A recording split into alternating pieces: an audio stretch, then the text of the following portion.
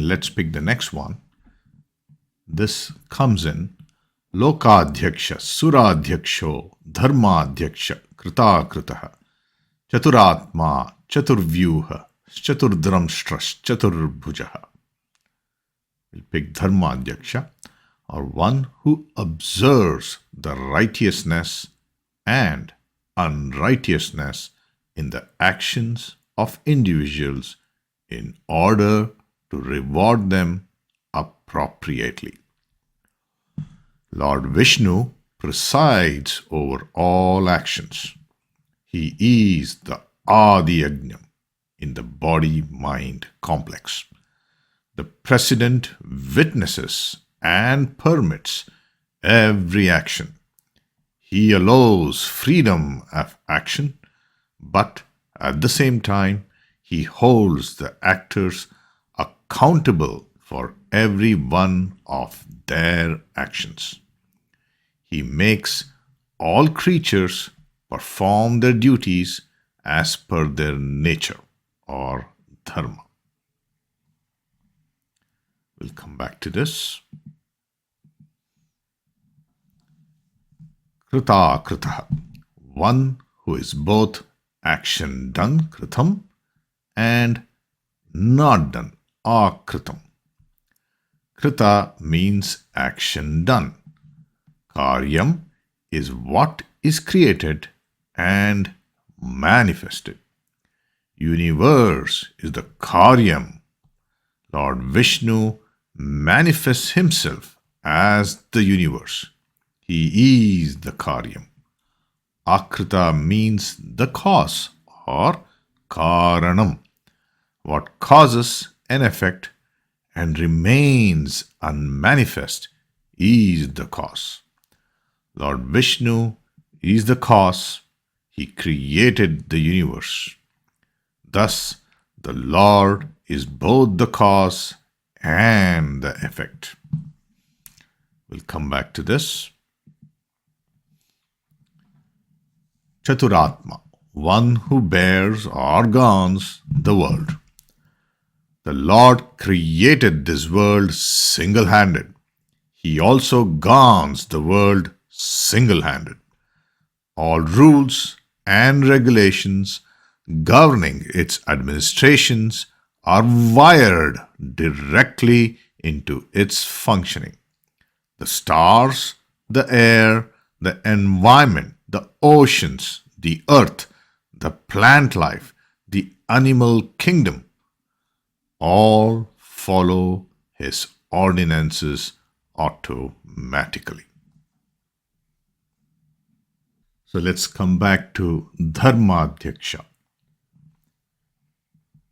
Friends, in most of our study circle engagements, we have pivoted our study subject on not just the meaning of the names in Vishnusahasranama, but also the message and the spirit that is enveloped in those names.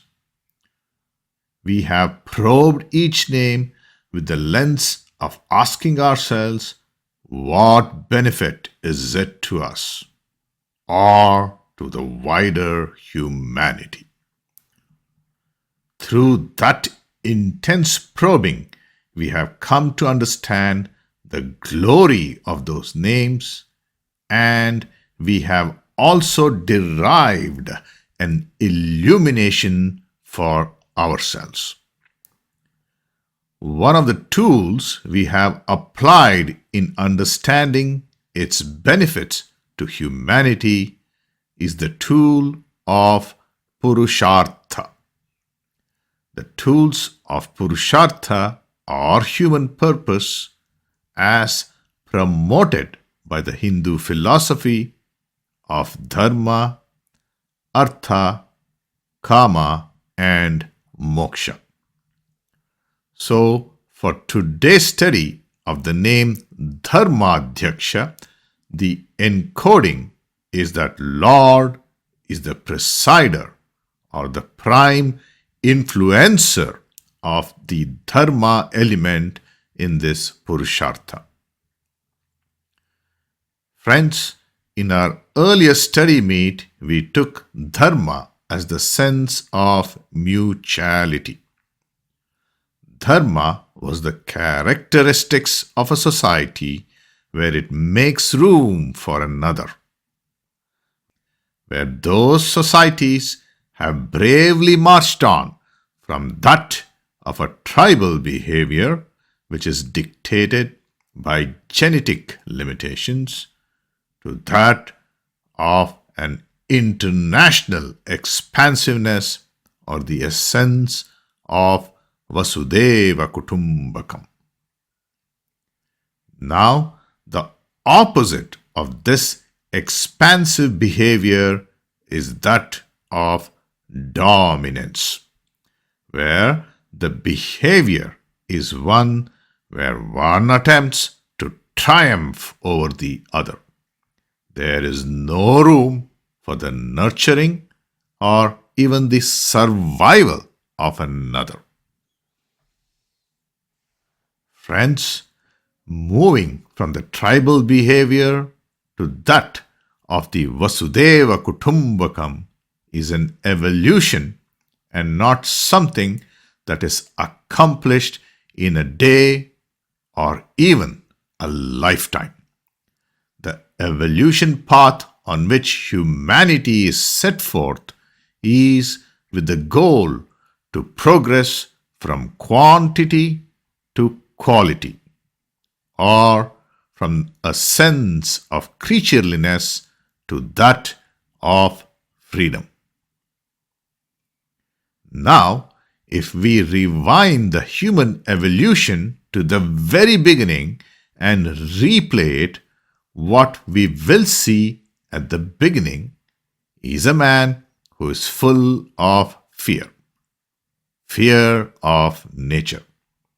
In that stage of evolution, man was kept under the discipline by that forces of nature. Now, what happened further on this evolution timeline? We earlier studied the Jnana Mudra, where the touching of the index finger with the thumb, and how it brought forth a revolution in evolution itself. This Jnana aspect allowed man to emancipate himself from this subjection to forces of nature. With this new sense of liberation, he started to dominate other species even stronger than himself, and further the wider nature in itself. He continued to harness nature with this scientific knowledge or jnana that he was endowed with. Bertrand Russell, a Nobel laureate for literature, while commenting on the scientific progress made by humanity, very poetically puts this as so. Man started showing something the defects of a slave turned master. Man has started showing the defects of a slave turned master. Or, in other words, he has not realized the bigger purpose of such a freedom gained and is timidly using such a freedom to dominate others. So, is there a fix at all?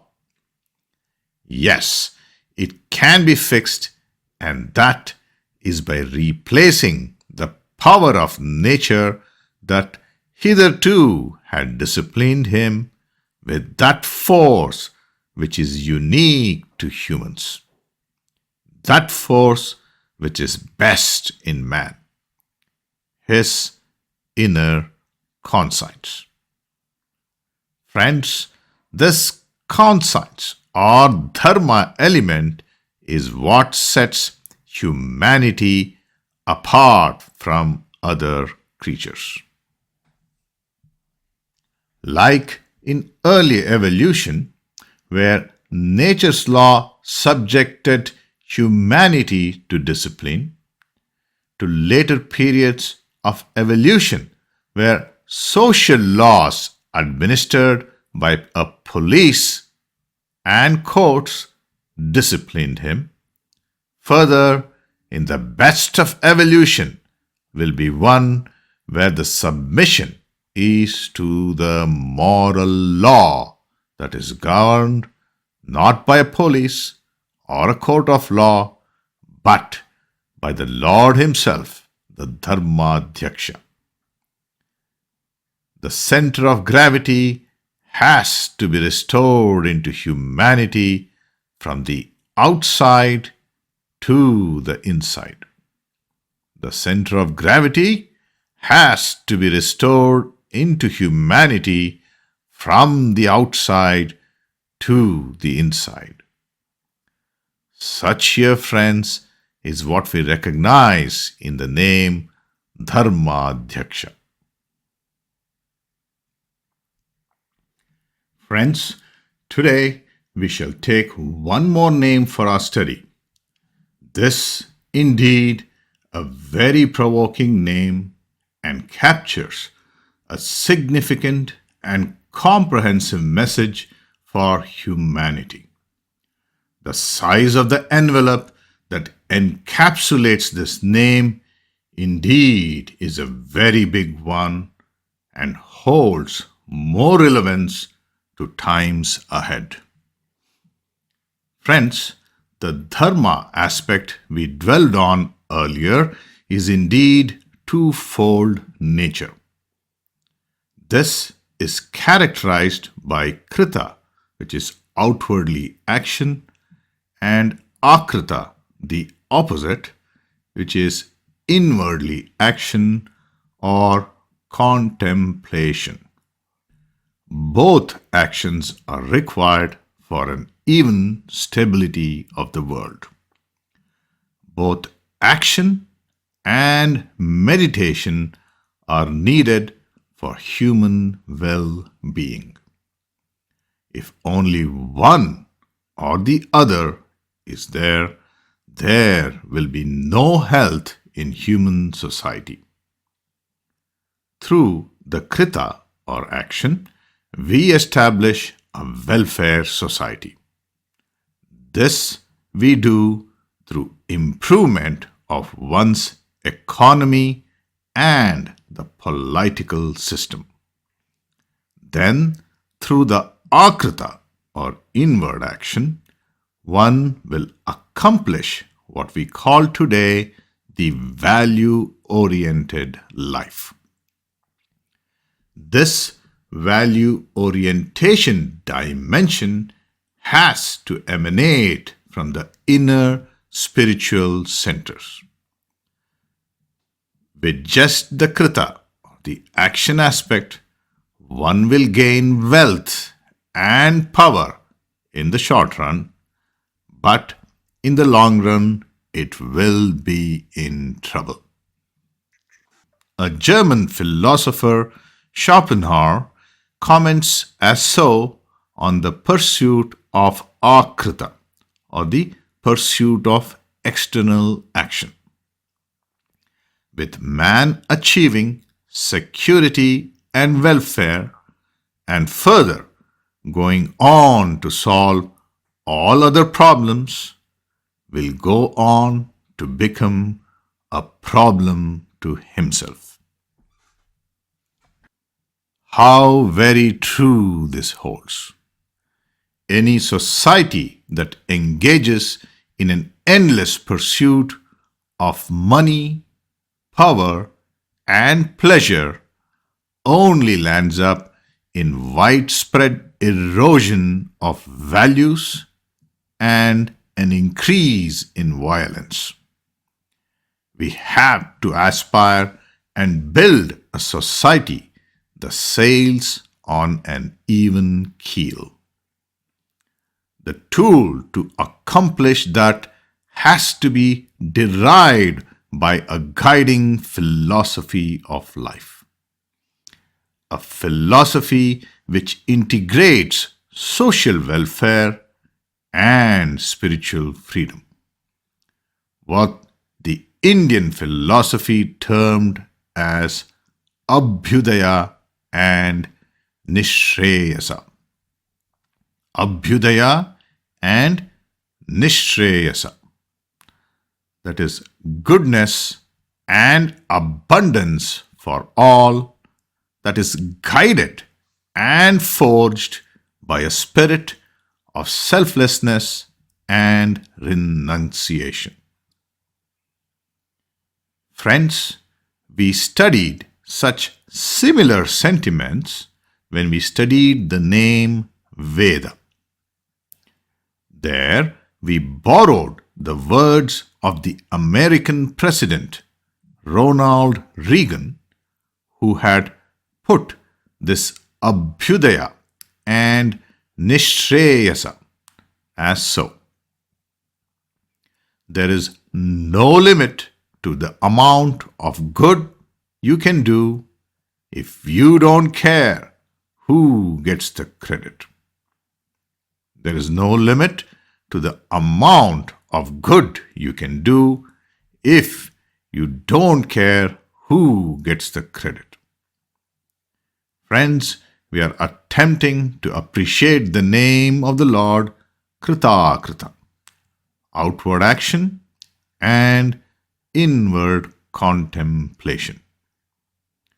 To understand this better, let us borrow from another eminent personality, Robert A. Millikan, a prominent physicist who also won the Nobel Prize for his experimental physics.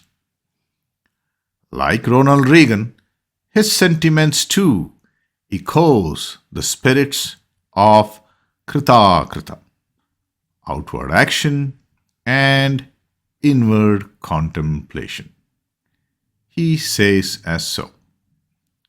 The two pillars upon which human well-being and human progress rests are the spirit of religion and the spirit of science. Neither can attain its largest effectiveness without support from the other.